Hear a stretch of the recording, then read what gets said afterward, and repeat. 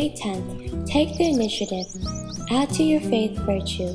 Furnish your faith with resolution. Moffat. 2 Peter chapter 1 verse 5. Add means there is something we have to do. We are in danger of forgetting that we cannot do what God does, and that God will not do what He can do. We cannot save ourselves nor sanctify ourselves. God does that, but God will not give us good habits. He will not give us character. He will not make us walk all right. We have to do all that ourselves. We have to work out the salvation God has worked in. Add means to get into the habit of doing things, and in the initial stages it is difficult. To take the initiative is to make a beginning, to instruct yourself in the way you have to go.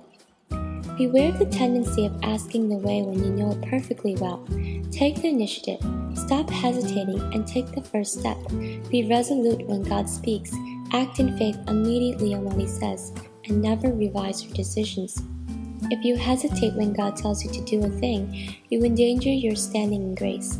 Take the initiative, take it yourself, take the step with your will now, make it impossible to go back. Burn your bridges behind you. I'll write that letter, I'll pay that debt, make the thing inevitable. We have to get into the habit of hearkening to God about everything, to form the habit of finding out what God says.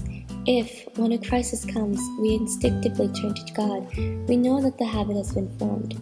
We have to take the initiative where we are and where we are not.